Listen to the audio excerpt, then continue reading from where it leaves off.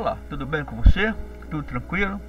Antes de iniciarmos, queremos te pedir que inscreva-se no nosso canal, deixe seu comentário, ative as notificações para que possamos estar novamente produzindo mais conteúdo para lhe ajudar. Vamos estar agora falando um pouquinho sobre a ideia de conhecimento. Conhecimento é algo que realmente nos traz muitas vantagens sobre as outras pessoas. E às vezes nós ficamos assim pensando se eu tenho conhecimento ou não. Uma coisa interessante nós podemos entender é que o conhecimento ele tem assim uma origem que para nós que vivemos assim na atualidade, uma vida sem pensar muito o porquê aquilo está ali, ficamos assim numa certa dificuldade para poder expressar a nossa capacidade de compreender o que realmente é o conhecimento. O conhecimento ele foi avaliado e é avaliado por diversas pessoas, principalmente os filósofos. Os filósofos eles gostam muito de avaliar o pensamento. Então nós ficamos assim, poxa, quem nós deveríamos dar mais valor? A nós mesmos ou as pessoas que pensaram sobre esse assunto, levaram dias, meses e até anos simplesmente se colocando à disposição desse pensamento. E um desses camaradas, podemos dizer que foi Kant. Da distinção entre o conhecimento puro e o empírico. Não se pode duvidar de que todos os nossos conhecimentos começam com a experiência, porque, com efeito, como haveria de exercitar-se a faculdade de se conhecer, se não fosse pelos objetos que, excitando os nossos sentidos, de uma parte, produzem por si mesmos representações, e de outra parte, impulsionam a nossa inteligência a compará-los entre si, a reuni-los ou separá-los, e deste modo a elaboração da matéria informe das impressões sensíveis para esse conhecimento das coisas que se denomina experiência.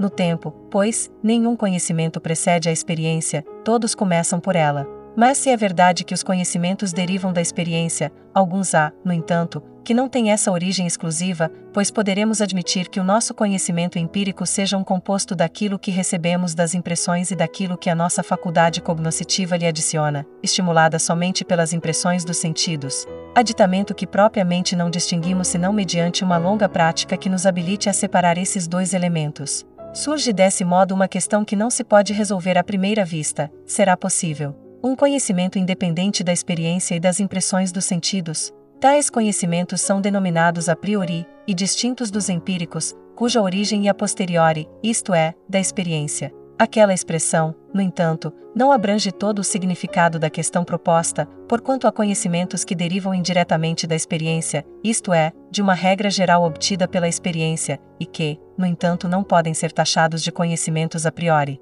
Assim, se alguém escava os alicerces de uma casa, a priori poderá esperar que ela desabe, sem precisar observar a experiência da sua queda, pois, praticamente, já sabe que todo corpo abandonado no ar sem sustentação cai ao impulso da gravidade. Assim, esse conhecimento é nitidamente empírico. Consideraremos, portanto, conhecimento a priori, todo aquele que seja adquirido independentemente de qualquer experiência. A ele se opõem os opostos aos empíricos, isto é, aqueles que só são a posteriori, quer dizer, por meio da experiência. Entenderemos, pois, daqui por diante, por conhecimento a priori, todos aqueles que são absolutamente independentes da experiência, eles são opostos aos empíricos, isto é, aqueles que só são possíveis mediante a experiência. Os conhecimentos a priori ainda podem dividir-se em puros e impuros. Denomina-se conhecimento a priori puro ao que carece completamente de qualquer empirismo. Assim, por exemplo, toda mudança tem uma causa, é um princípio a priori, mas impuro, porque o conceito de mudança só pode formar-se extraído da experiência.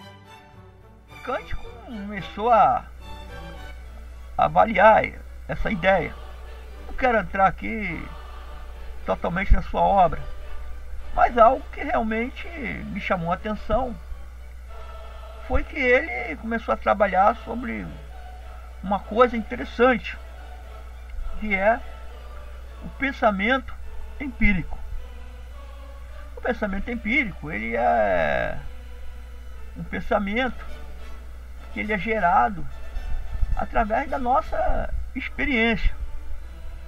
E a nossa experiência, ela gera um pensamento capaz de nos dar uma resposta sobre aquilo que nós verdadeiramente estamos sentindo, está no nosso coração.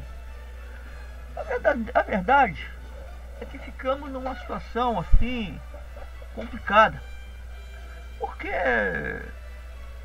o nosso ser vive dentro de um ambiente em que já foi normatizado, que já foi determinado. Então a gente não tem muito assim que acrescentar naturalmente.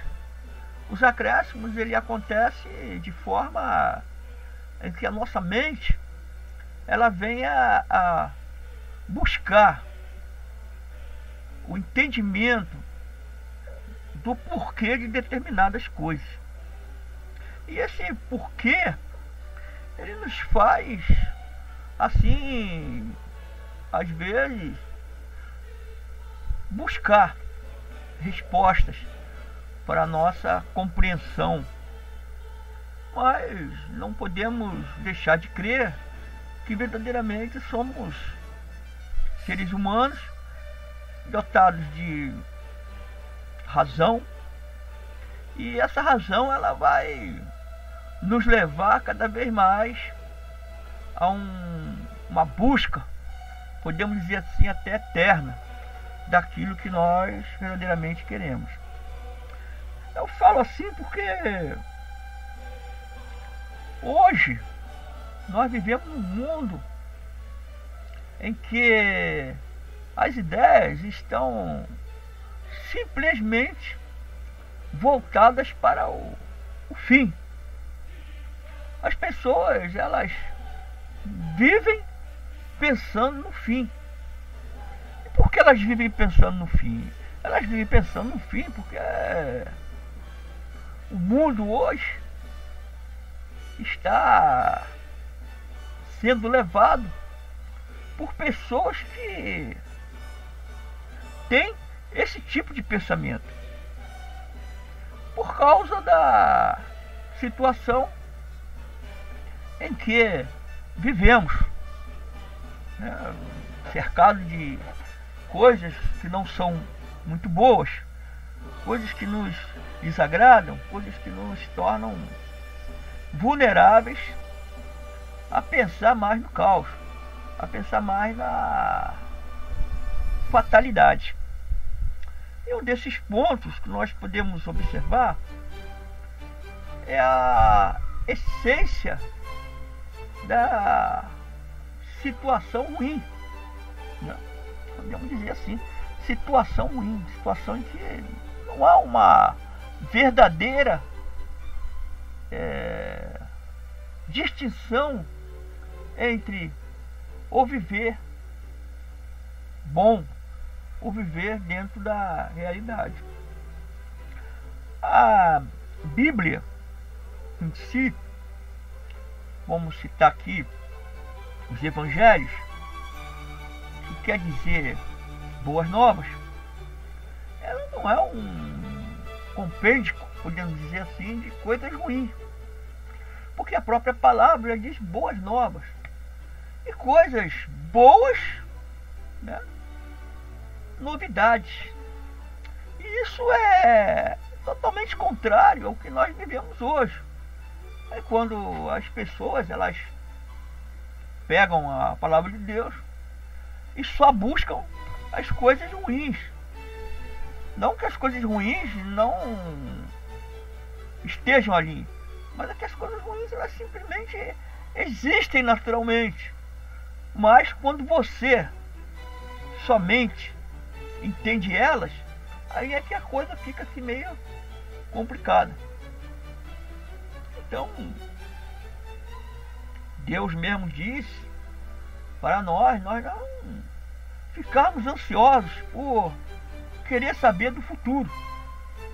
Mas o homem em si, ele vive o tempo todo querendo saber do futuro, querendo saber de como irá se desenrolar as situações temporais do tempo de agora. Mas nós entendemos que nós vivemos no nosso tempo, hoje. E nada é mais assim, podemos dizer assim, importante que o tempo que nós vivemos. E nós vivemos num tempo em que milhares de coisas estão se desenrolando. Milhares de coisas estão acontecendo. Hoje é dia 8 de agosto de 2021. E nós podemos entender que ontem houve o hoje